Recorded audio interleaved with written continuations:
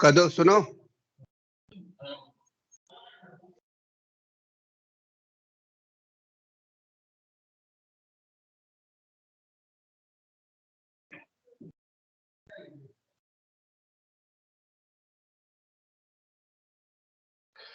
So I think screen is visible now. Dharani? Yes, sir. Okay, Yes, sir. Yes, sir. so let us start the uh, 15th lecture, so-called, and singularity and residue theorem, which I have to discuss in this lecture. Friends, let us see what is the singularity. Already we have discussed enough regarding to the singularity. Uh, as for definition is concerned, as you have already seen it and you have used this particular definition, a point z0 is said to be the singular point of analytic function fz if fz is not analytic at the point z0. Means that if the function is not defined, its derivative does not exist and it is not continuous at this particular point, then we will say that singularity is lying at that particular point, as already you have discussed. For example, and for much clarity, you can see here that fz is equal to 1 upon z minus 2 at the point z is equal to 2. Fz is equal to infinity, means that if you are putting z is equal to 2, then obviously in the denominator there will be 0 and entire value will be equal to infinity. And this suggests that this fz is not analytic, and actually this f dash z at z is equal to 2 is infinity. Thus the derivative of fz does not exist. Means that neither the derivative nor the continuity of this function lies then at a particular point, which in this particular case we have defined that z is equal to 2. That's why the z is equal to 2 is known as the singularity. So obviously this singular point z is equal to 2 is known as the singular point of fz. Now there are the different type of singularity. One is the isolate singularity, and other is the removable singularity. Third is essential singularity, and fourth is the pole, which we have to know and which we have to discuss in brief, so that the idea regarding to the isolate singularity, removable singularity, essential singularity, pole, all these we can discuss there. As far as isolate singularity is concerned, if there is no singular point near the other singular point, then it is known as the isolated singular point. थोड़ा सा इसमें definition में थोड़ा confusion हो सकता है आपको, लेकिन इसको इस एग्जाम्पल से समझने की कोशिश करिए कि for example we are taking a function fz is equal to 1 upon z minus 2 within ending in next bracket z minus 3 in the denominator. Here at the point z is equal to 2 and z is equal to 3, we have singular point. Obviously, क्योंकि z is equal to 2 पर और z is equal to 3 दोनों पर ही ये function define नहीं होगा, इसलिए ये दोनों पॉइंट सिंगुलर पॉइंट कहलाएंगे. If we draw a circle of radius half, जैसे मान लीजिए हमने हाफ रेडियस का एक कोई सर्किल खींचा, then all the points lying inside the circle will not be the singular point. क्यों? क्योंकि z इज इक्वल टू 2 पर सिंगुलरिटी है, लेकिन अगर हम एक छोटा सा रेडियस खींच लें, जिसकी एक छोटा सा सर्किल खींच लें जिसकी रेडियस हाफ है, तो उसके अंदर जितने भी पॉइंट पड़ेंगे उन सब पर ऐसा नहीं है कि फंक्शन डिफाइन नहीं होगा. तो इसी तरह से similarly if we are drawing a circle of the radius z is equal to 2, then there exists no point which are singular at z is equal to 2 is known as the isolate singularity. Actually क्या हो रहा है कि 2 radius का कोई circle हमने खींच लिया, तो इस सर्किल के अंदर जितने भी पॉइंट पड़ेंगे उन पॉइंट पर हमारा जो उन सभी पॉइंट पर सिंगुलर उन सभी पॉइंट्स पर हमारा जो फंक्शन है वो अनडिफाइंड नहीं होगा. यानी यूं कहिए कि ये एक तरह सा अलग पॉइंट है, ऐसा सिंगुलर पॉइंट है जिसके अंदर और बाहर के पॉइंट से इसकी विसिनिटी में जो पॉइंट्स पड़ रहे हैं उनसे ये आइसोलेटेड है, उनसे इसका कोई मतलब नहीं है। इसके अंदर जस्ट बाहर पड़ने वाले जो पॉइंट्स हैं वो सारे पॉइंट्स पर फंक्शन एग्जिस्ट करता है, ये कॉन्टिन्यूअस है, डेरिवेटिव है, but specifically at the point z is equal to 2 ये हमारा जो फंक्शन है वो नॉट डिफाइंड है। इसीलिए ये जो z इज इक्वल टू 2 है उसके नीचे और बाहर पड़ने वाले पॉइंट से आइसोलेटेड है, इसीलिए हम इसे आइसोलेट सिंगुलैरिटी कहते हैं।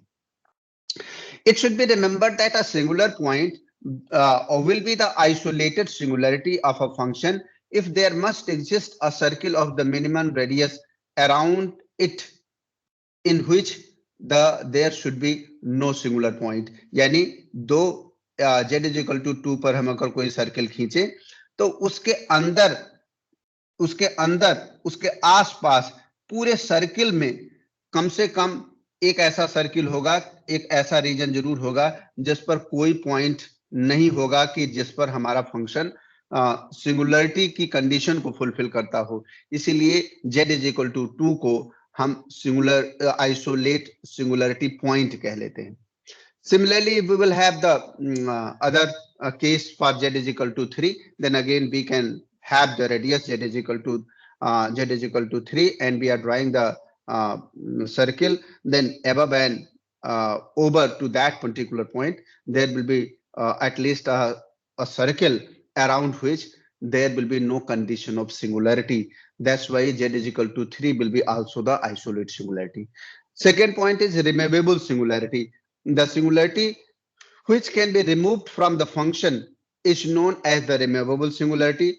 It means that if we have limit z tending to a and fz, this is equal to finite and exist. अगर ऐसी कंडीशन है तो इसका मतलब कि हमारा जो फंक्शन है उस पर at any point will be removable singularity of a function if the limit of the function exists at that particular point. अगर उस पॉइंट पर लिमिट एग्जिस्ट करता है तो हम कहेंगे कि ये जो पॉइंट है वो सिंगुलरिटी का ऐसा पॉइंट है कि हम उसे रिमूवेबल सिंगुलरिटी के नाम पर जानते हैं। Next is the essential singularity. The singularity which can not be removed from the function is known as the essential singularity. ऐसा अगर फंक्शन से ये अलग नहीं हो सकता है किसी भी तरीके से, then that is known as the singular point, and means that it is always with the function, within the function, then that is known as the essential singularity because that cannot be separated from that function। यानी उस function से कहीं हम आस पास जाएं तो उस पे कहीं भी ये इससे अलग नहीं हो सकता है। It means the singularity lies in the function itself, and if limit z tending to a fz is equal to infinity are not defined, are not exist, then it is in the category of the essential singularity. Next is the pole which we have to find in the numerical problems also. A point z is equal to a0 is said to be the pole of the order m of a function fz if the limit z tending to a0 z minus a0 to the power m fz is equal to finite and exist। अगर ये condition fulfil हो रही है तो हम कहेंगे कि ये z is equal to a0 pole के रूप में काम कर रहा है, जिसे हम पोल पॉइंट्स कहते हैं दिस पर्टिकुलर फंक्शन का। और इसके आर्डर भी डिफाइंड होते हैं, जैसे सिंगुलर पॉइंट पर जो पावर चढ़ाई जाती है उस पावर को हम कहते हैं order of the pole. Here z minus a to the power m is known as the m order pole. The order of the pole is m. For example, if we are taking the function fz is equal to z upon z minus 2 z minus 3 whole square, then z is equal to 2 3 2 or 3 are the singular point of fz. Limit z tending to 2 z minus 2 fz, and this limit z is tending to 2, then z minus 2 multiplied by the function itself, and this will be 2 upon 2 minus 3 whole square, and this is equal to 2. इसका मतलब ये आप देख रहे हैं कि ऊपर जो हमने डेफिनेशन ली थी पोल की कि limit z tending to a0 और z minus a0 to the power m, और इसको फंक्शन से मल्टीप्लाई किया गया है। ऐसे ही हम नीचे जो एग्जाम्पल ले रहे हैं उसमें z माइनस 2 से मल्टीप्लाई करेंगे इस फंक्शन को, तो z minus 2 multiplied by the function, और यूजुअली इसको इसलिए मल्टीप्लाई करते हैं कि अगर मल्टीप्लाई नहीं करेंगे तो फंक्शन अनडिफाइंड हो जाएगा, और z माइनस 2 से नीचे वाला जो डिनोमिनेटर में है z माइनस 2 कैंसिल हो जाएगा, and finally we will have the z upon z minus 3 whole square, and this will be equal to 2 upon 2 minus 3 whole square, and that is equal to 2. This is the pole at that particular point. It means that the order of the pole of fz at z is equal to 2 is 1. देखो z minus 2 पर कितनी power है? z minus 2 पर कितनी power है ममता?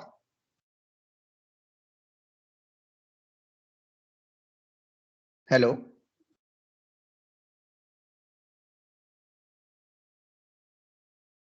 शिवम, मेरी आवाज जा रही कि नहीं? यस सर, आ रही है सर।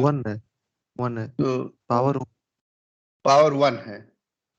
अच्छा, तो इसको देखो पावर इसका 1 है। इसके पहले जो मैं डेफिनेशन दिया था उसे बड़ी जल्दी में है, उसको अगर आप डिटेल में बुक में पढ़ेंगे then you can understand, but essence of the things I have try to reflect in this presentation.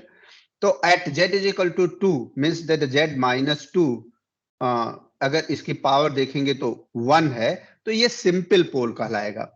यदि z माइनस 2 पर 2 पावर होती या एक से ज्यादा पावर होती तो हम उसे कहते हैं multiple pole. Similarly the order of the pole of fz, that is z minus z is equal to 3 is 2, that is the multiple pole. So you should be very much clear that the multiple pole and simple pole, that we should be clear about this one if we are taking any function in order to see the pole of that particular function. Example, fz is equal to sin z upon z square z plus I whole cube, where z is equal to 0. तो आप बताइए भाई, z is equal to 0 पर कौन सा order है Dharini? Sir z is equal to 2 पर power 2। 2 yes sir. No, z into z, इसको आप ऐसे लिख सकते हैं, और at z is equal to 0 the pole is of the order of 1। Actually क्या है कि जब तक z के साथ कुछ जुड़ता या घटता नहीं है तब तक उसकी पावर को हम इस तरीके से रिप्रेजेंट कर सकते हैं और उसे 1 ऑर्डर में लिख सकते हैं। But if we have something added on subtracted from z, क्योंकि डेफिनेशन में आपने लिखा होगा, देखा होगा कि the limit z tending to a0 and then z minus a to the power m fz, ऐसा नहीं लिखा हुआ z to the power m में m पोल होगा। So that's why you have to take care of, that's why this definition, this particular example I have taken. So when z is equal to minus I capital हो गया है, small रहेगा, z is equal to minus I, pole is of the order of 3. There is no doubt because it is the z minus or z plus a0 to the power m के रूप में लिखा गया है। तो that's why the order of this particular pole is 3.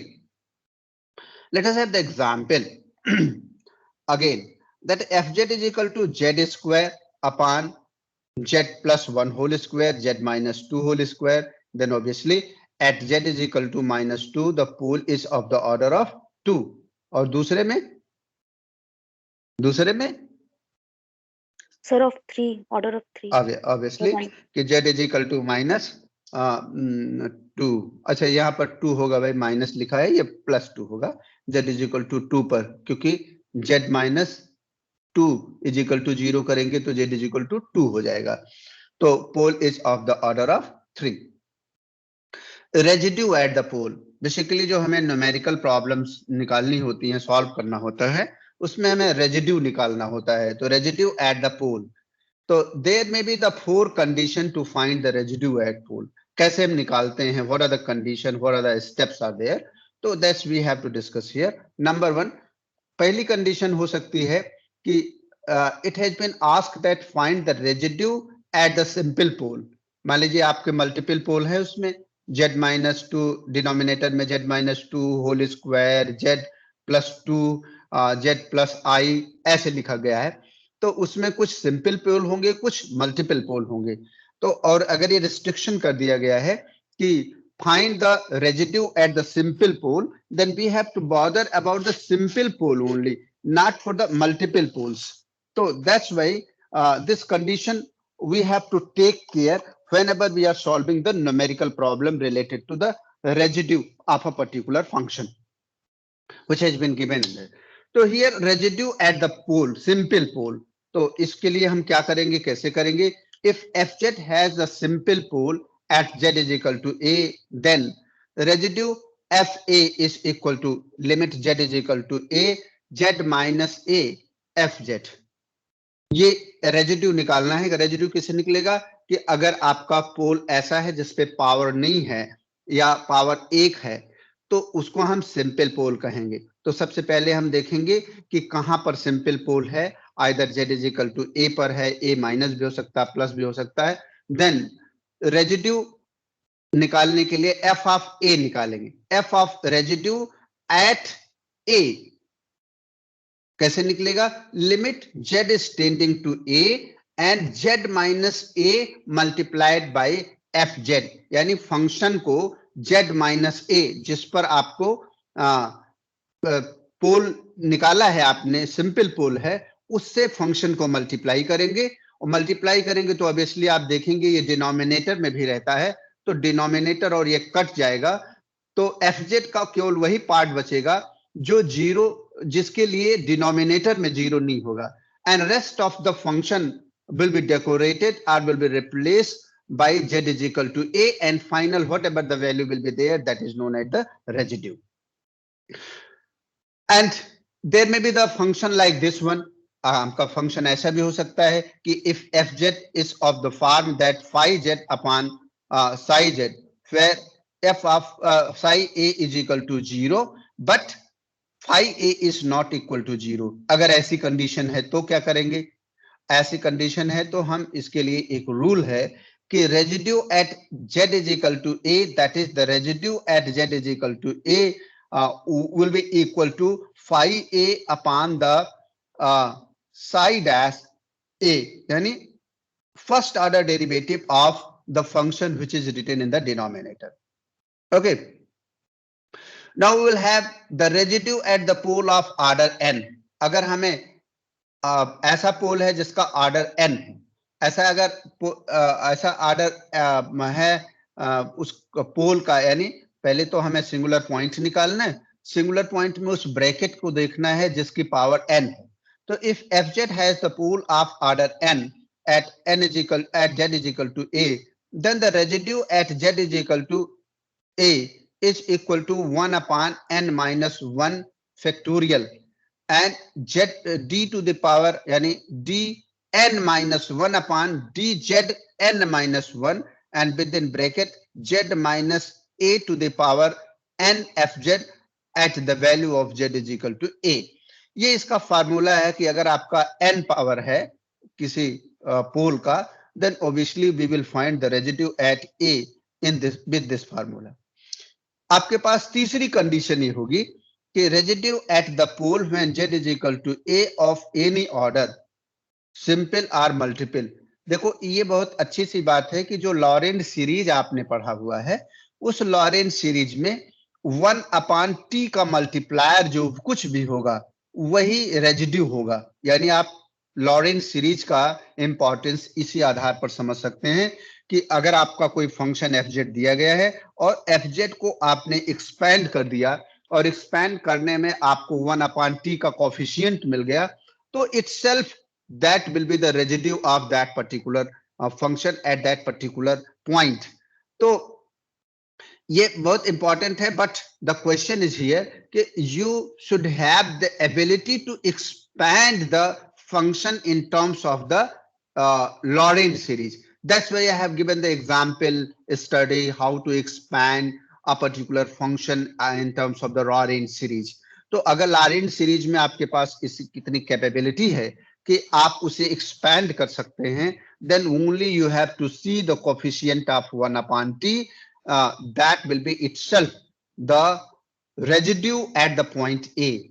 In this case, what the technique is here, basically in this case, where is the z, we will put it z is equal to a plus t in the function fz and expand it in the powers of t, and the coefficient of 1 upon t is the residue of fz at z is equal to a. तो ये actually जो f bracket में z0 लिखा हुआ है वो typing mistake है, वहां पर ये ब्रैकेट क्लोज होगा, and at the z is equal to a. तो ये तीसरी कंडीशन है। एक चौथी कंडीशन भी है, ये चौथी कंडीशन है, दो लिखा है जहां कि residue of the function fz at z is equal to infinity, then obviously residue of the fz at z is equal to infinity, limit z tending to the infinity within bracket minus z fz. The residue of fz at infinity is equal to 1 upon 2 pi I integral over the c fz dz. Let us have, this is the formula for that कि आप कैसे infinite पर किसी function का residue कैसे निकालेंगे, तो that is equal to 1 upon 2 pi I and that the integral over the c and fz dz. So let us have the example so that the much clarity should be there to solve the numerical problem and to find the residue of a particular function in the different conditions. So the example is given here कि determine the residue of the function fz is equal to z cube upon z minus 1 to the power 4 z minus 2 z minus 3 at its simple pole. तो इसमें हम क्या करेंगे? सबसे पहले ममता join करी कि नहीं? Mamata, are you there? No. Let us see that she is there or not.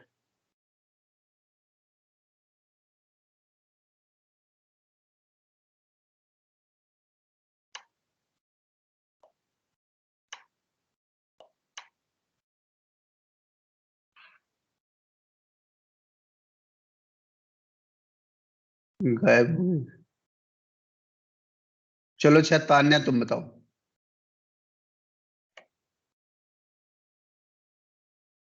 बताओ सिंपल पोल इसमें सिंपल पोल कौन कौन से? z equal to 2 and z equal to 3. तो हमें क्या करना है कि हमें सिंपल पोल पर रेजिड्यू निकालना है। तो सबसे पहले क्या करेंगे, हम पहले सॉल्यूशन में जब आएंगे तो पहला स्टेप है कि find the pole of fz that can be obtained by equating the denominator to 0. तो पहले तो हम पोल निकालेंगे, तो पोल डिनोमिनेटर को 0 रखने पे मिलेगा z minus 1 to the power 4 z minus 2 z minus 3 is equal to 0. इसमें हमारे पास जो पोल्स आएंगे, z की 4 वैल्यूज आ गई, z is equal to 1 1 1 1, लेकिन इसकी पावर 4 है, इसलिए इसका आर्डर क्या होगा Tanya?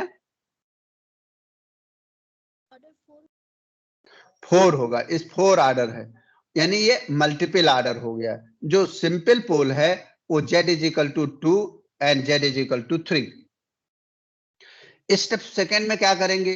see what type of poles are there at which the residue has to be determined. तो हमें तो भाई सिंपल पोल पर निकालना है, तो obviously here the residue required about the simple pole which are z is equal to 2 and z is equal to 3. इन्हीं दो पर हमें रेजिड्यू निकालना है। तो first we will find the residue at z is equal to 2. तो obviously limit z tending to 2 and z minus 2 से इसे मल्टीप्लाई करेंगे और रेस्ट ऑफ द ब्रैकेट, जो रेस्ट ऑफ द फंक्शन बचेगा उसमें z इज इक्वल टू 2 रख देंगे। तो देखो यहाँ z क्यूब है तो 2 का क्यूब हो गया, नीचे 2 माइनस 1 टू द पावर 4 हो गया, और इसमें 2 माइनस 3 हो गया, तो 2 माइनस 3 की वजह से -1 आ जाएगा, और दूसरा वाला ब्रैकेट 1 हो जाएगा, ऊपर 8 हो जाएगा. That's why -8 we have the value. Similarly, if we wish to find the residue as the 3, z is equal to 3, because it is the second simple pole, then z is equal to 3 per residue की value, limit z is tending to 3, z minus 3 multiplied by the entire function, that is z cube upon z minus 1 to the power 4 into z minus 2 into z minus 3. And again, in place of z is equal to, in place of z, we will write value 3, z is equal to 3. Then obviously 3 cube will be in the numerator, and in the denominator 3 minus 1 to the power 4 and 3 minus 1. तो obviously 3 में से 1 घटेगा तो 4 आ जाएगा, 2 आ जाएगा, 2 की power 4 करेंगे तो 16 हो जाएगा, और दूसरे वाले ब्रैकेट में 1 आएगा, और ऊपर हमारा 27 है, तो 27 upon 16. Anybody have any problem to find the residue at the simple pole? Anybody of you people? Ambika have joined or not?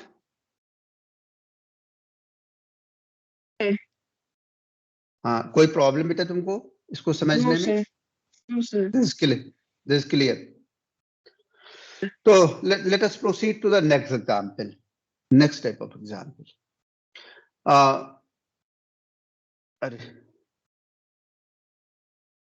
So just I have taken this from the PDF already. I think the PDF has been shared by the Priyanka Singh. She has taken my notes, and after preparing its PDF, she has shared to you people. Please go through the solved examples, and some numerical problems are given also for your practice. तो उसी में से एक example हम पुनः लेते हैं कि find the residue of 1 upon z square plus 1 to the power 3 at z is equal to I.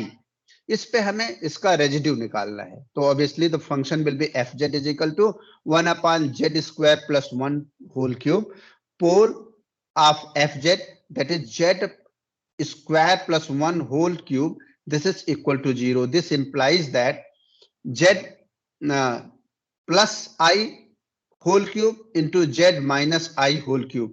ये बात समझ में आई कि नहीं भाई प्रियंका? Sir. ये बात समझ में आ गई आपको? Yes, sir. We are finding the pole first. हाँ नहीं, ये कैसे लिखा गया ये दोनों bracket? z plus I to the power cube, z minus I to the power cube, ये कैसे लिखा गया? सर ब्रेक कर दिया।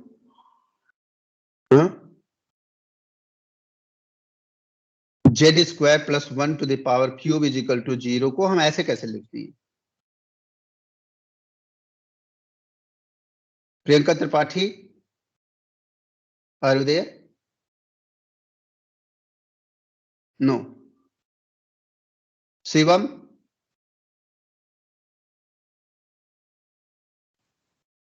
Plus 1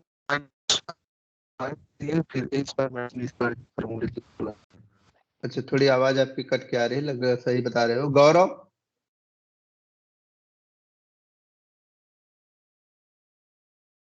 गौरव पांडे? नहीं। देवेश? क्यों लोग ज्वाइन नहीं कर पाए, क्या लग रहा है? What is the problem? अच्छा, anybody? आकांक्षा? ये सर यहाँ पर हमारे पास z स्क्वायर प्लस 1 है, तो हम 1 को मतलब इस एक्सप्रेशन को हम लोग z square minus root of -1 का होल स्क्वायर लिख सकते हैं, तो वो z स्क्वायर माइनस आई स्क्वायर हो जाएगा, तो हम उसे z प्लस आई और z माइनस आई लिख सकते हैं। हाँ, ये ब्रैकेट के अंदर की बात है कि पहले माइनस साइन लिखे कि z स्क्वायर माइनस और फिर -1 लिखे, और -1 की जगह पे आई स्क्वायर लिख दिए, तो z स्क्वायर माइनस आई स्क्वायर हो गया। तो ऑब्वियस सी बात है कि z प्लस आई, z माइनस आई उसका फैक्टर हो गया, और इसका होल क्यूब हो गया। तो हमारे पास दो ब्रैकेट आ गए, z plus 1 whole cube, z minus I whole cube, that is equal to 0। इसका मतलब कि z इज इक्वल टू plus minus I and poles have the order of 3 will be there. So residue at z is equal to I, that is the limit z tending to the I, that is 1 upon 3 minus, क्यों power कितनी है 3, तो factorial n minus 1 माने 3 minus 1, and here d 3 minus 1 and dz 3 minus 1, and here we will multiply by that, so obviously z minus 3, z minus I to the power 3 into 1 upon z square plus 1 to the power cube, and hence here we will write it, the value of the same here, and after differentiating it thrice we will get the value of that, and finally finally we will have the value here, that is 1 upon 2 multiplied by minus 3 multiplied by minus 4 into 1 upon z plus I to the power 5, and finally we will calculate it, then we will have the value minus 3I upon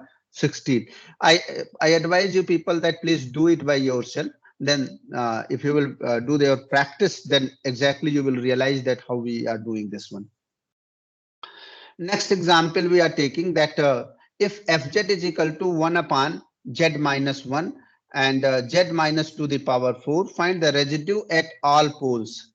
तो पोल इसमें कितने होंगे भाई, पोल z is equal to 1 एक simple पोल होगा, z is equal to 2 पर multiple pole of the order of 4 होगा, तो z इज इक्वल टू 1 पर तो सिंपली हमने ले लिया कि z माइनस 1 से मल्टीप्लाई किया and z is tending to 1, then obviously we will have 1 upon z minus to the power 4 is equal to 1.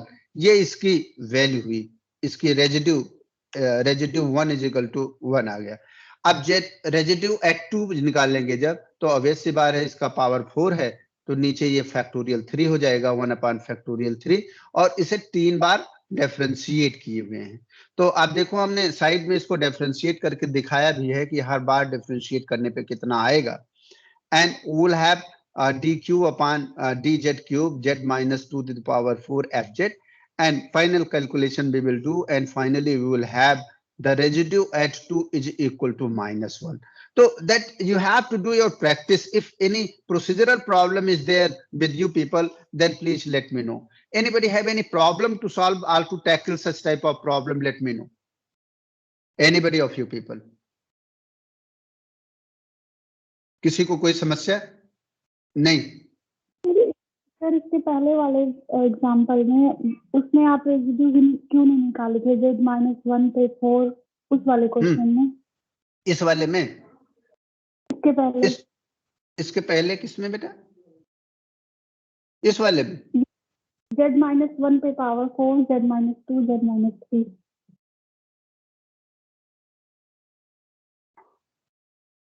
एक मिनट देख लेते हैं. ये वाला था ना z minus 1 to the power 4 z minus 2 z minus 3. इसमें क्वेश्चन में क्या लिखा है? क्वेश्चन देखो, क्वेश्चन में क्या लिखा हुआ है?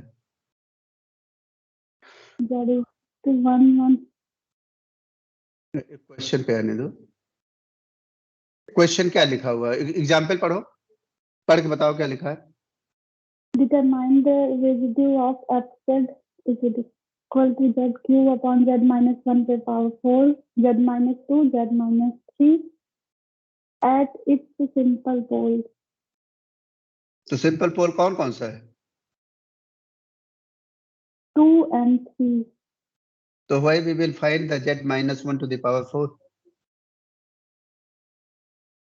ओके सर, नहीं मुझे ये लगा था कि नहीं, इसमें एक्चुअली रिस्ट्रिक्शन दे दिया है ना कि that you have to find the residue at the simple pole only. That's why I leave this z minus 1 to the power 4.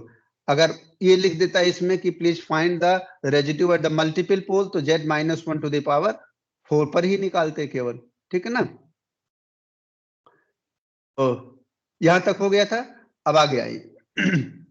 Determine the pole of residue at each pole of the function fz is equal to cot z. तो अब देखो इसमें fz is equal to cot z means cos z upon sin z हो गया, तो ये function phi z upon psi z के type का हो गया. अब पोल का अगर वैल्यू हम निकालेंगे तो नीचे आप देखो कि z इज इक्वल टू जैसे ही 0 रखेंगे ऑब्वियसली ये 0 हो जाएगा। इसलिए 0 होने का मतलब हो गया कि F Z is equal to 0, it implies that n is equal to n pi and n is equal to 0, 1, 2, 3.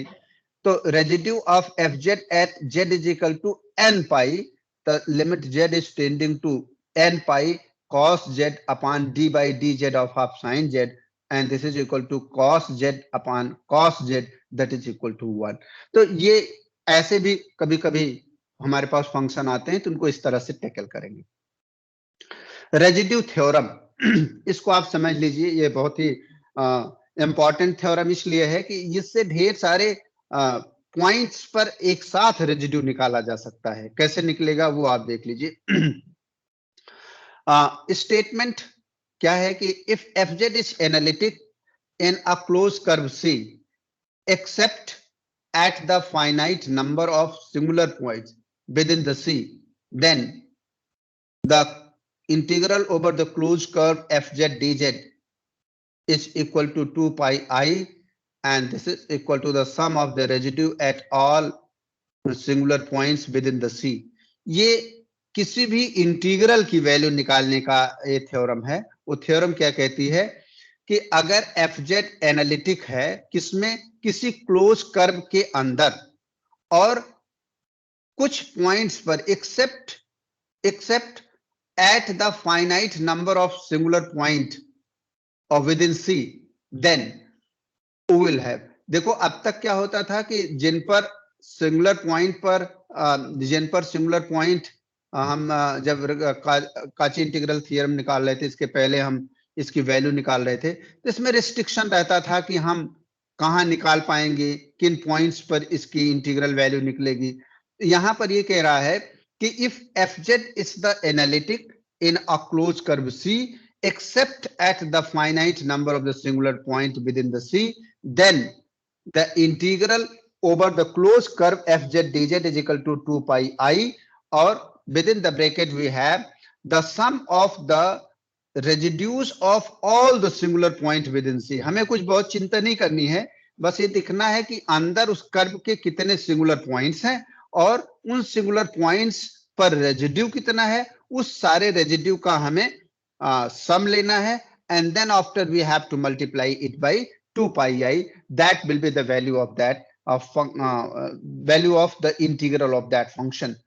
तो इसको समझने के लिए थोड़ा मैंने लिखने की कोशिश किया है कि समझने के लिए एक सी कर्व लिया, इसके अंदर z1 z2 z3 up to zn तक पॉइंट है कोई, इसके अंदर है जिस पर सिंगुलरिटी लाई कर रही है।